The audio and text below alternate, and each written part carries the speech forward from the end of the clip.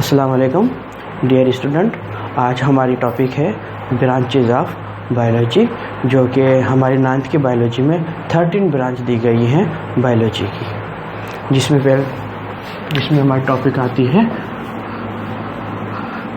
Topic का नाम है ब्रांचेज ऑफ बायोलॉजी। 13 ब्रांच है, जिसमें पहली ब्रांच आती है मॉर्फोलॉजी। डियर स्टूडेंट, मॉर्फोलॉजी की हम टर्मिनोलॉजी करते हैं। मॉर्फोलॉजी मॉर्फ वर्ड से लिया गया है, मॉर्फ से लिया गया है, जिसकी मानी होती है फॉर्म। दूसरा हमारे पास वर्ड आता है लॉजी। लॉजी की डिस्कस की मानी आती है, जो कि हम पहले लेक्चर में पढ़ चुके हैं। तो इसकी डेफिनेशन हम इस तरह से करेंगे मॉर्फोलॉजी की। This branch deals with the study of external structural characteristics of plants and animal is called morphology। यानी मॉर्फोलॉजी ऐसी ब्रांच होती है जो कि जानदारों में प्लांट्स और एनिमल की बैरूनी साख्त के बारे में हम बहस करें, ऐसी ब्रांच को हम मॉर्फोलॉजी कहते हैं। दूसरी हमारी ब्रांच आती है एनाटॉमी।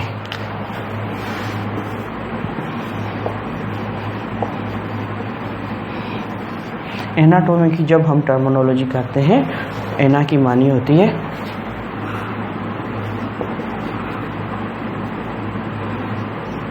अप, और दूसरा वर्ड्स होता है हमारे पास टॉम। टॉम की मानी होती है टू कट।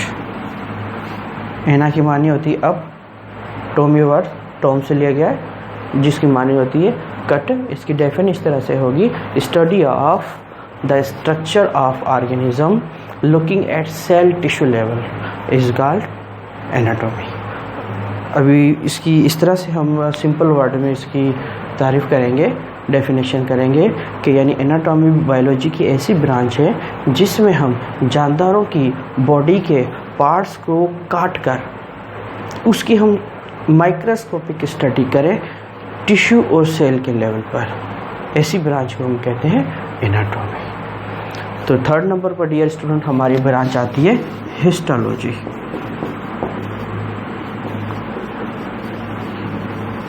हिस्टोलॉजी ब्रांच की हम टर्मिनोलॉजी करते हैं, क्योंकि टर्मिनोलॉजी हमारे लिए बहुत अहम होती है साइंटिफिक लैंग्वेज में।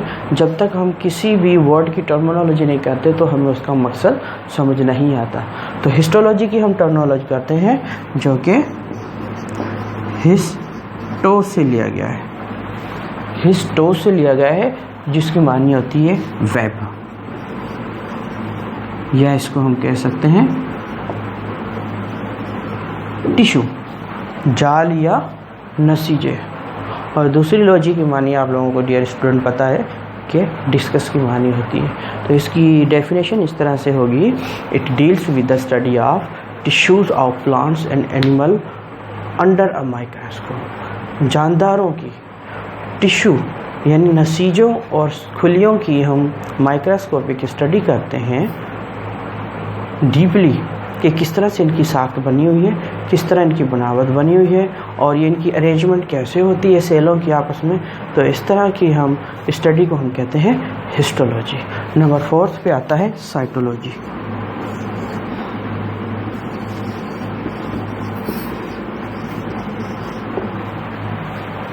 साइटोलॉजी आता है। तो चौथी हमारी ब्रांच आती है डियर स्टूडेंट साइटोलॉजी आती है। तो ये साइटोलॉजी काइटोस से लिया गया है। साइटो वर्ड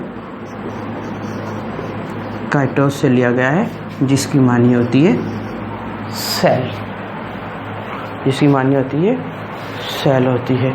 तो इसकी स्टडी इस तरह से हम डेफिनेशन बनाते हैं, the study of structure function and composition of cell and cell organelles is called cytology.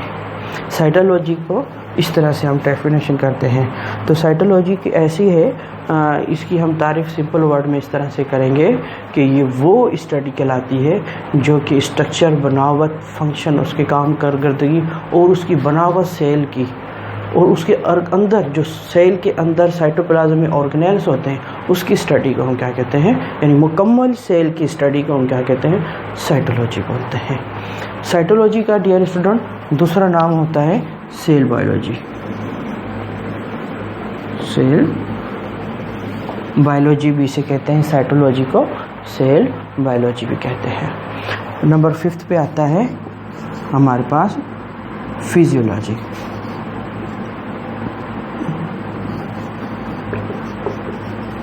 Physiology होती है जो 5th नंबर पर आती है, फिजियोलॉजी। और फिजियोलॉजी जो वर्ड है इसकी टर्मिनोलॉजी करते हैं जो कि फ्यूसिस से लिया गया है,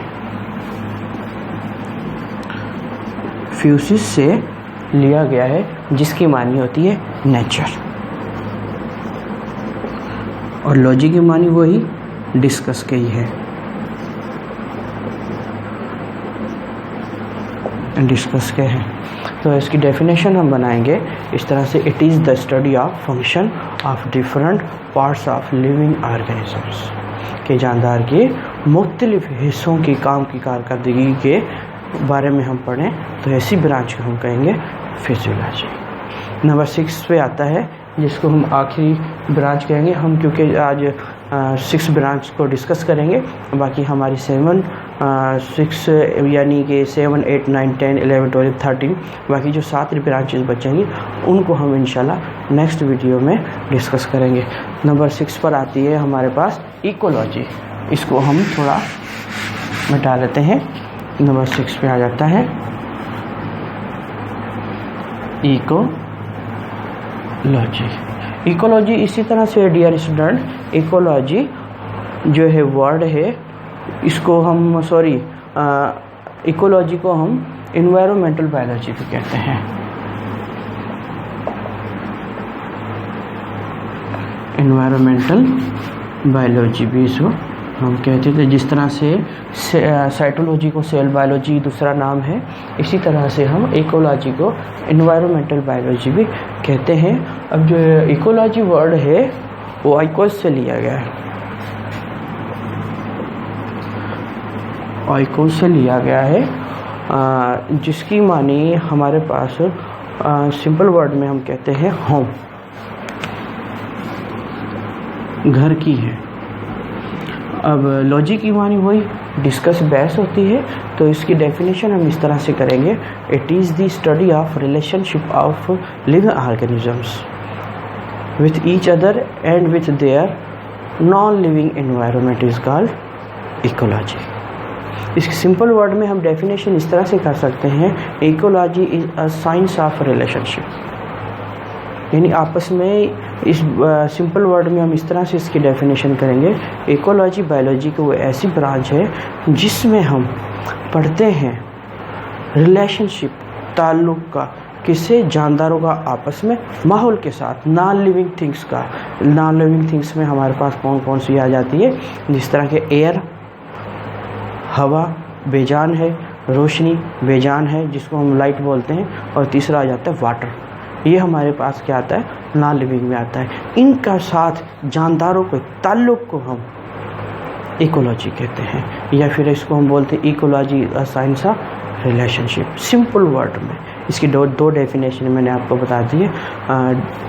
तो हमारी ये डियर स्टूडेंट 6 ब्रांचेज मुकम्मल होती हैं, बाकी 7 बाकी रहती हैं ब्रांचेज, इंशाल्लाह हम नेक्स्ट वीडियो में आप लोगों को बताएंगे। Any question regarding this topic you may ask in video or inbox, write down in comment box. तब तक के अल्लाह हाफिज़।